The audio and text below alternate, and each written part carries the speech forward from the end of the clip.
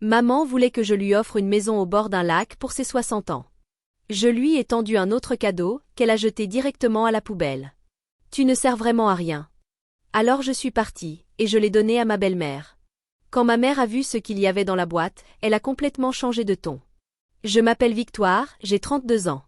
Je suis experte principale dans une entreprise française de cosmétologie qui fabrique des produits professionnels haut de gamme. Le salaire est très bon, suffisamment pour que j'ai pu acheter mon propre appartement il y a 2 ans. Maintenant, je pense à plus grand, une maison de campagne au bord d'un lac, un endroit où je pourrais me détendre les week-ends et pendant les vacances. Cette idée me trotte dans la tête depuis des semaines. Je m'imagine déjà sur une terrasse, regardant l'eau, enfin chez moi, au calme. Le travail peut être intense, et le bruit de la ville ne s'arrête jamais. Une maison au bord d'un lac serait parfaite. J'ai décidé d'en parler à ma famille lors d'un dîner. Mais ma situation est un peu compliquée, alors laissez-moi vous expliquer. Mes parents ont divorcé quand j'avais 12 ans. Ensuite, j'ai alterné, 2 mois chez mon père, 2 mois chez ma mère, sans arrêt. Honnêtement, c'était épuisant. Papa s'est remarié 1 an après le divorce. Sa nouvelle épouse, Sandrine, est devenue ma belle-mère. Elle avait un fils, Julien, de 4 ans de moins que moi. J'avais 13 ans quand ils se sont installés ensemble, et Julien seulement 9. Au début, je pensais que ce serait bizarre, mais Sandrine s'est révélée géniale. Elle n'a jamais essayé de remplacer ma mère, mais elle était toujours là pour moi. Julien et moi sommes rapidement devenus très proches. Il était comme le petit frère que je n'avais jamais eu. Ma mère, elle, a mis plus de temps à refaire sa vie. 3 ans après le divorce, elle s'est mariée avec un homme nommé Richard, qui avait une fille, Amandine, de 2 ans mon aînée. Elle avait donc 17 ans quand ils se sont mariés, et moi 15. Et franchement, je ne me suis jamais entendue ni avec l'un ni avec l'autre. Richard était froid, distant. Amandine agissait comme si j'envahissais son espace. Je me suis toujours sentie étrangère dans cette maison. Je redoutais les 2 mois passés chez ma mère. Chez papa et Sandrine, je me sentais dans une vraie famille. Sandrine m'aidait pour les devoirs. Julien me tannait pour qu'on joue à des jeux vidéo ensemble. Et papa avait l'air plus heureux qu'il ne l'avait été depuis longtemps. Chez maman, c'était comme marcher sur des œufs. À 16 ans, j'ai enfin trouvé le courage de lui parler. Maman, je crois que je veux vivre chez papa à plein temps. Je m'attendais à ce qu'elle se fâche ou qu'elle me retienne. Mais elle a juste hoché la tête et dit. Si c'est ce que tu veux, Victoire. Avec du recul, je jurerais qu'elle avait l'air soulagée, comme si j'étais un fardeau dont elle n'avait plus à se soucier. Ça m'a fait mal, mais j'étais aussi soulagée d'avoir enfin de la stabilité. Je suis donc allée vivre chez papa, Sandrine et Julien, de manière permanente. Je voyais encore maman de temps en temps, mais c'était surtout par texto. Elle semblait plus intéressée par Amandine, surtout quand celle-ci s'est mariée et a eu un enfant. Ma mère est devenue une grand-mère à temps plein, toujours en train de poster des photos de la petite fille d'Amandine sur Facebook et de dire à quel point elle était fière. J'ai obtenu mon bac en vivant chez papa et Sandrine.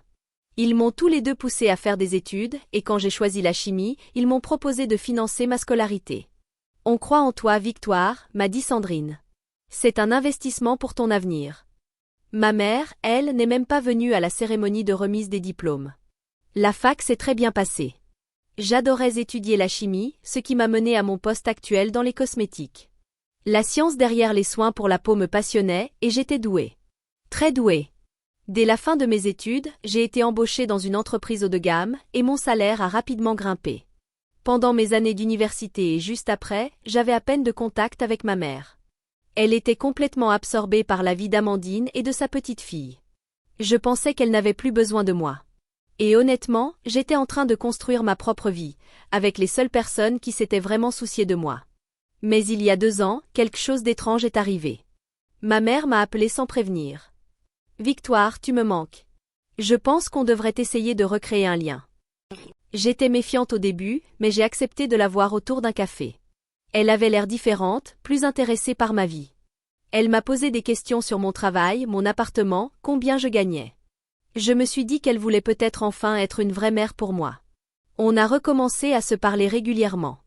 Elle m'appelait toutes les quelques semaines, me demandait comment allait le travail, si j'épargnais, si j'avais besoin de quelque chose. Parfois, elle disait qu'elle avait des problèmes d'argent. Alors je lui envoyais un peu d'argent. Pas des sommes énormes, juste de quoi régler sa facture d'électricité ou faire des courses. Je croyais bien faire en bonne fille. Ce soir, installée dans mon appartement, un vendredi soir, je suis toute excitée par cette idée de maison au bord du lac. Je veux la partager avec ceux qui comptent vraiment pour moi, papa, Sandrine et Julien. Julien a 28 ans maintenant, il a son propre logement, mais on est toujours très proches. Je sais qu'ils seront heureux pour moi. Demain, je vais dîner chez papa et Sandrine. J'ai hâte de leur parler de mon projet. J'ai déjà repéré quelques annonces en ligne, de jolies propriétés, pas trop loin de la ville. Rien de luxueux, juste un endroit simple et chaleureux où me détendre, et peut-être les inviter le week-end. Le samedi soir, chez papa et Sandrine, tout était parfait. En entrant dans leur cuisine familière, une bonne odeur de rôti mijoté flottait dans l'air, la spécialité de Sandrine. Papa m'a accueilli avec son habituel câlin d'ours, et Sandrine m'a embrassé sur la joue, comme toujours. Tu as l'air tout excité, m'a-t-elle dit en me servant un verre du vin que j'avais apporté. Il se passe quelque chose? Je n'ai pas pu m'empêcher de sourire. J'envisage d'acheter une maison à la campagne, au bord d'un lac. Le visage de papa s'est illuminé. Victoire, c'est génial. Tu l'as bien mérité, tu as tellement travaillé pour ça. Je me suis sentie comme une enfant cherchant l'approbation de ses parents. C'est un gros achat bien sûr, mais j'ai économisé et avec mon salaire, je peux gérer un crédit. Sandrine a applaudi doucement. Oh ma chérie, on est si fiers de toi. Une maison au bord de l'eau, c'est magnifique. Et le mieux, c'est que vous pourrez venir quand vous voulez. Et Julien aussi, avec sa copine. On pourrait y passer des week-ends en famille. On a passé tout le dîner à en parler. Sandrine m'a demandé dans quelle région je cherchais, papa voulait savoir s'il y avait de la pêche. Je leur ai montré des photos de maisons sur mon téléphone. Ils étaient sincèrement contents pour moi, posaient les bonnes questions, proposaient leur aide. C'est un excellent investissement, m'a dit Sandrine pendant qu'on débarrassait. Et tu mérites d'avoir un endroit pour vraiment te détendre. Je m'imagine déjà, le matin sur la terrasse, avec un café à la main, regardant le soleil se lever sur l'eau. Ça ressemble au paradis, a dit papa. Ta mère serait fière de toi. Je me suis arrêtée un instant. Ma mère. Je n'avais même pas pensé à lui en parler. En fait, je vais dîner avec elle la semaine prochaine. Je lui dirai à ce moment-là. Le samedi suivant, je suis allée chez ma mère. C'était toujours étrange de sonner à sa porte. J'y étais venue plusieurs fois depuis notre réconciliation, mais ça n'avait jamais le goût de chez moi, comme chez papa. Elle m'a accueillie avec une accolade, et j'ai aussitôt reconnu son parfum habituel. Richard était là, silencieux comme toujours, et Amandine était de passage avec sa fille de 11 ans, Emma. Victoire. Lança Amandine, avec ce ton faussement enjoué qu'elle utilise toujours. Alors, le boulot? Tu gagnes toujours des fortunes? Ça va, merci, ai-je répondu en m'asseyant à table. Emma coloriait un cahier, sans vraiment lever les yeux. Ma mère avait préparé sa sempiternelle lasagne. On a discuté de tout et de rien. Richard parlait de son travail au magasin de bricolage, Amandine râlait que son mari bossait trop, et Emma réclamait du jus toutes les 5 minutes. Finalement, je n'en pouvais plus de garder ça pour moi. J'ai une grande nouvelle à vous annoncer, j'ai décidé d'acheter une maison à la campagne, au bord d'un lac. J'ai bien économisé, et je pense que c'est le bon moment pour investir. Mais au lieu de la joie que m'avaient montré papa et Sandrine, ma mère m'a regardée avec un éclat étrange dans les yeux. Elle a posé sa fourchette, m'a fixée. Une maison au bord d'un lac, a-t-elle répété lentement. Comme c'est merveilleux. Puis elle a pris un air que je ne lui connaissais pas. Un air calculateur. Tu sais, mes 60 ans sont dans 4 mois. Ce serait une occasion parfaite. Tu pourrais me l'offrir comme cadeau d'anniversaire. Ce serait un geste tellement généreux, et on pourrait tous en profiter. Tu pourrais toujours y venir les week-ends, bien sûr. J'ai failli m'étouffer avec mon eau. Maman, c'est un cadeau extrêmement cher. J'avais prévu cette maison pour moi. Son visage s'est immédiatement assombri. Pour toi? Mais Victoire, imagine comme ce serait agréable d'avoir un endroit où nous tous pourrions aller. Richard, Amandine, Emma, tout le monde. Vous serez toujours les bienvenus, ai-je dit prudemment. Mais, je veux en être la propriétaire. Amandine a soufflé en ricanant. Allons, Victoire. Tu gagnes bien ta vie. Tu vas pas être radine avec maman. Il ne s'agit pas d'être radine, ai-je répondu rouge. C'est juste, une décision raisonnable. Une maison, c'est un énorme cadeau. Le visage de ma mère s'est durci. Je pense que tu devrais vraiment réfléchir à ce que je t'ai demandé, Victoire. La famille devrait toujours passer en premier. Le reste du dîner a été tendu. Ma mère a changé de sujet, comme si de rien n'était, mais l'ambiance était glaciale. Richard me lançait des regards noirs, et Amandine arborait un sourire suffisant, persuadée que j'étais égoïste. Quand je suis rentrée chez moi ce soir-là, je me suis servi un grand verre de vin et je me suis effondrée sur mon canapé, encore sous le choc. Ma mère s'attendait à ce que je lui offre une maison. Une maison qui coûterait probablement plus de 280 000 euros. Plus j'y pensais, plus j'étais furieuse. J'avais travaillé dur pour en arriver là. J'avais économisé sou à sou, vécu sobrement, tout ça pour ce projet, et elle voulait juste que je lui en fasse cadeau pour son anniversaire. Je repensais à tout l'argent que je lui avais envoyé ces 2 dernières années. 50 euros par-ci, 100 euros par-là. Je croyais l'aider par amour. Mais maintenant, je me demandais si elle ne me testait pas. Pour voir jusqu'où je serais prête à aller. Quand j'ai fini mon verre, ma décision était prise, je ne donnerai pas cette maison à ma mère.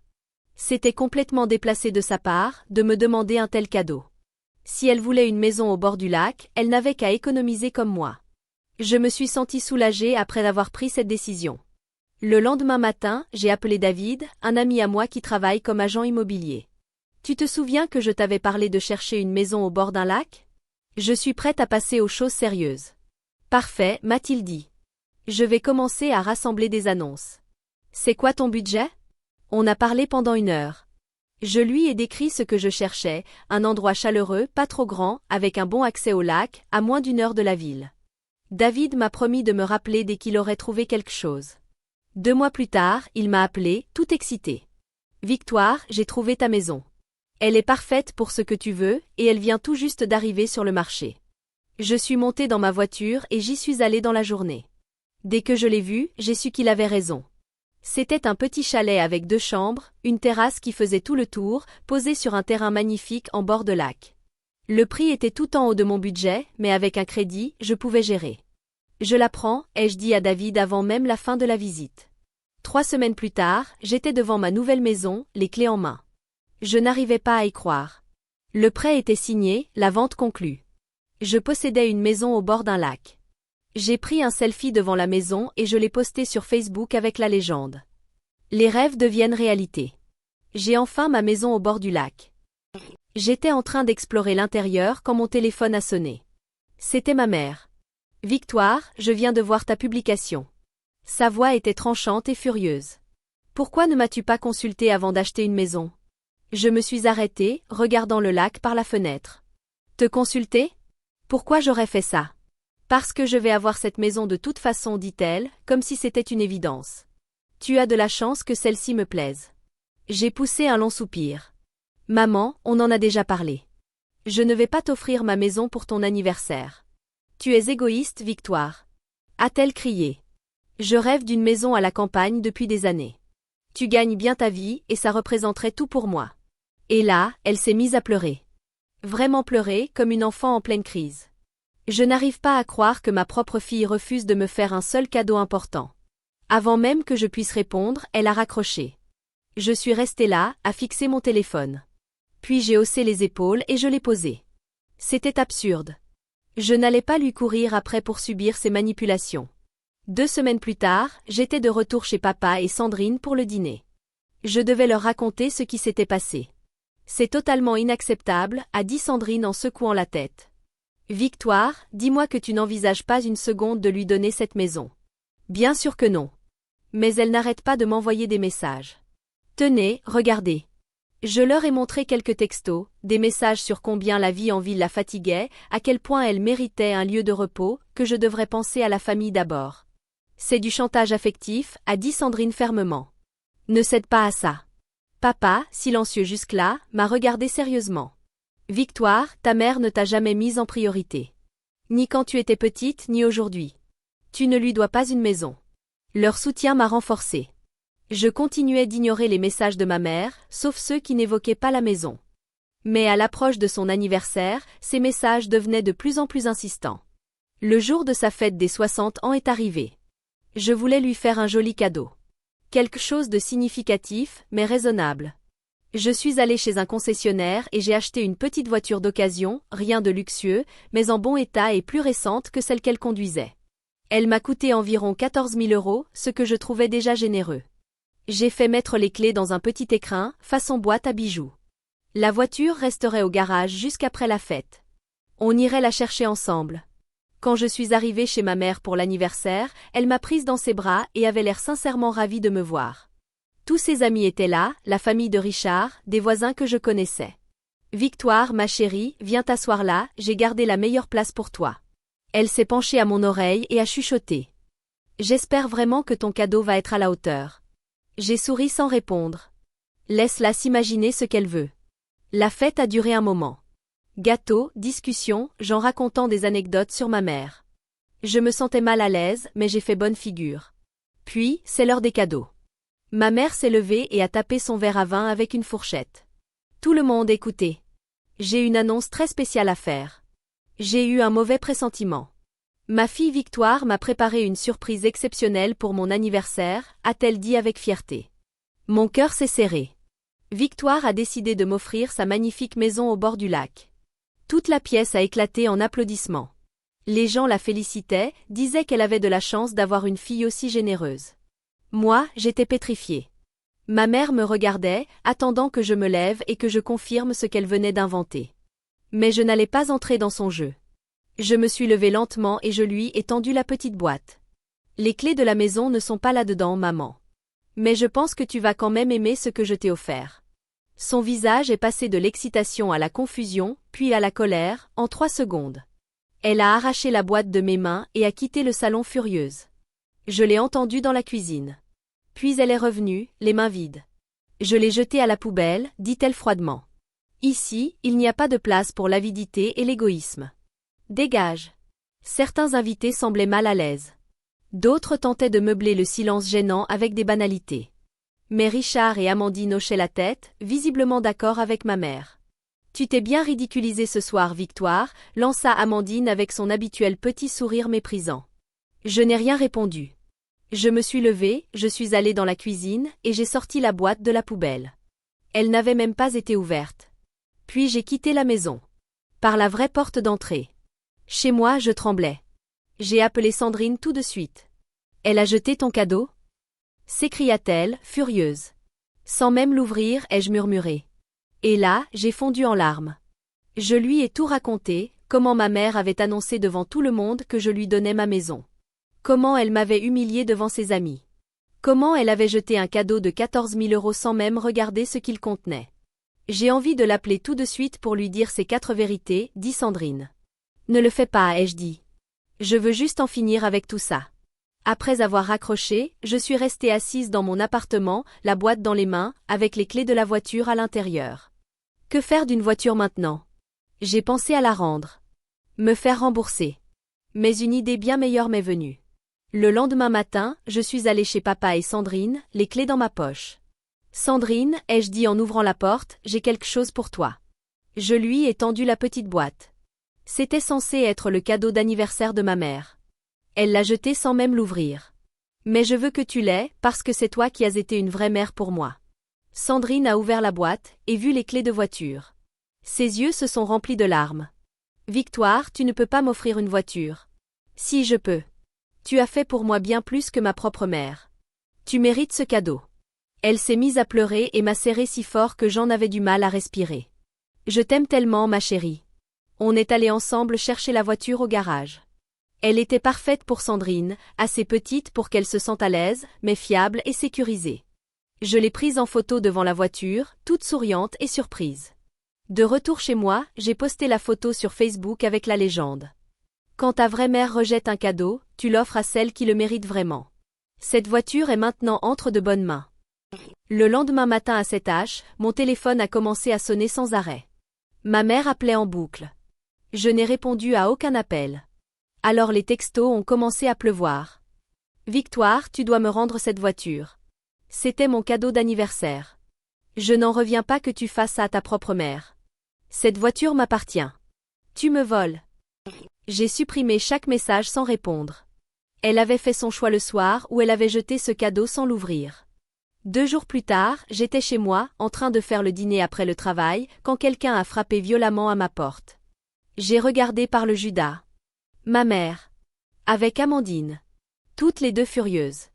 Je savais que je devrais y faire face tôt ou tard. J'ai ouvert. Comment as-tu pu me faire ça? Hurla ma mère, entrant de force dans mon appartement. Amandine la suivit et claqua la porte derrière elle. Tu as menti à tout le monde, cria Amandine. Tu as fait passer maman pour une idiote et ensuite tu as donné son cadeau à quelqu'un d'autre. J'ai éclaté de rire. Je ne pouvais pas m'en empêcher. Son cadeau? Elle l'a balancé à la poubelle. Je ne savais pas ce qu'il y avait dans cette boîte, dit ma mère. Tu aurais dû me prévenir. Tu m'as montré à quel point tu m'aimes, maman. Tu as jeté mon cadeau sans même l'ouvrir. Tout ce qui t'importait, c'était d'avoir cette maison. C'est faux, dit-elle. Puis elle s'est arrêtée. Elle s'est sans doute rendue compte que ça sonnait creux. Et là, elle a abandonné toute façade. Très bien. Je vais te poursuivre en justice. Je te ferai rendre cette voiture. J'ai éclaté de rire, encore. Bon courage. J'ai des photos de toi en train de jeter mon cadeau à la poubelle. Et une vingtaine de témoins. Son visage est devenu blanc. Elle n'y avait pas pensé. Je plaisantais pour le procès, dit-elle aussitôt. Mais tu dois me rendre ma voiture. Je suis ta vraie mère. Pas cette belle-mère. Sandrine m'aime. Toi, tu aimes juste mon argent. Voilà la différence. C'est pas vrai, pleurnicha-t-elle, les yeux remplis de larmes. Je t'aime. Non. Tu n'aimes pas. Si tu m'aimais, tu aurais été heureuse pour ma maison. Mais au lieu de ça, tu as essayé de me la voler. Et tu as jeté un cadeau de 14 000 € parce qu'il n'était pas assez cher à ton goût. Amandine s'est avancée, les poings serrés. Tu es ridicule, Victoire. Maman mérite cette voiture plus que ta belle-mère. Dehors. Toutes les deux. J'ai pointé la porte. Et je ne l'ai plus jamais rouverte pour elle. Et ne me recontactez plus jamais. Elles ont enfin quitté mon appartement. Ma mère pleurait encore. Amandine marmonnait que j'étais ingrate. J'ai verrouillé la porte, puis je me suis servi un grand verre de vin. C'était il y a 8 mois. Depuis cette nuit-là, je n'ai plus parlé à ma mère, ni à Amandine, ni à Richard. Elle a essayé de m'appeler, de m'écrire pendant quelques semaines. Mais je l'ai bloquée. Et finalement, elle a abandonné. Ma vie est tellement plus paisible aujourd'hui. Je passe mes week-ends à la maison du lac, à lire sur la terrasse, à me baigner, à savourer le silence. Papa et Sandrine viennent me rendre visite très souvent. Sandrine adore conduire sa voiture jusqu'ici. Elle dit que ça lui donne un vrai sentiment de liberté. Julien vient aussi, avec sa copine Emma. Ils adorent s'installer autour du feu le soir, faire griller des marshmallows, parler de leur avenir. Le mois dernier, Julien m'a demandé s'il pouvait faire sa demande en mariage ici, au bord du lac. Bien sûr, ai-je répondu. Cette maison est pour la famille. Il l'a demandé en mariage sur le ponton au coucher du soleil. Et elle a dit oui. Maintenant, ils préparent leur mariage, et m'ont demandé s'ils pouvaient organiser la cérémonie à la maison du lac. Je suis tellement heureuse de les aider à préparer ça. Sandrine imagine déjà des fleurs sur la terrasse, des tables installées sur la pelouse. Papa veut suspendre des guirlandes lumineuses entre les arbres. Ça va être magnifique. Parfois, je pense à ma mère. Je me demande si elle regrette ce qu'elle a fait. Mais honnêtement, son absence, c'est un soulagement. Je ne manque pas ses chantages affectifs, ni ses demandes incessantes d'argent, ni ses reproches masqués sous des obligations familiales. Je ne regrette pas ce sentiment permanent d'être insuffisante, à moins de sortir mon chéquier. Sandrine m'appelle chaque semaine, juste pour parler. Elle ne me demande rien. Elle veut juste prendre de mes nouvelles. Papa m'envoie des mèmes idiots et des photos des poissons qu'il a pêchés. Julien me partage des idées de lieux pour le mariage et me demande mon avis. Ça, c'est une vraie famille. Ce qui est ironique, c'est que si ma mère avait juste été heureuse pour moi, si elle avait réagi comme une vraie mère, je l'aurais invitée tout le temps à la maison du lac. Elle aurait pu en profiter, sans la posséder. Mais elle ne supportait pas l'idée que j'ai quelque chose qu'elle ne contrôlait pas. Le week-end dernier, Sandrine et moi étions sur la terrasse, à l'heure dorée. On buvait un verre de vin en regardant l'eau. Elle me parlait d'un livre qu'elle lisait. Et je l'écoutais en silence, rempli de gratitude. Tu sais ce que j'aime le plus ici? Ai-je dit. Quoi donc, ma chérie? Que c'est un endroit rempli de gens qui veulent vraiment être là avec moi. Pas juste de gens qui veulent quelque chose de moi. Sandrine m'a serré la main. Tu mérites ça, Victoire. Tu mérites d'être aimée pour qui tu es, pas pour ce que tu peux offrir. Et elle avait raison. J'ai passé trop d'années à essayer d'acheter l'amour de ma mère. À lui envoyer de l'argent à chaque demande. À espérer un jour qu'elle me verrait comme autre chose qu'un portefeuille ambulant. Mais certaines personnes ne changent jamais. Aujourd'hui, je suis entourée d'une famille qui a choisi de m'aimer. Sandrine n'avait aucune obligation envers moi, mais elle m'a traitée comme sa propre fille. Papa aurait pu prendre le parti de ma mère. Il a choisi de me soutenir. Julien aurait pu rester neutre, mais il a choisi de célébrer ma réussite. Voilà les gens qui comptent. Ce sont eux qui seront là, l'été prochain, à danser sous les étoiles à la Maison du Lac. Ma vraie famille. Quant à ma mère, elle conduit toujours sa vieille voiture. Elle vit encore dans cette même maison avec Richard et Amandine. Et sans doute, elle se plaint toujours de combien la vie est injuste. Mais ce n'est plus mon problème. J'en ai fini de courir après l'amour de ceux qui ne veulent pas le donner. J'en ai fini de me sentir coupable d'avoir des choses que j'ai méritées. J'en ai fini d'être manipulée par des larmes et des reproches.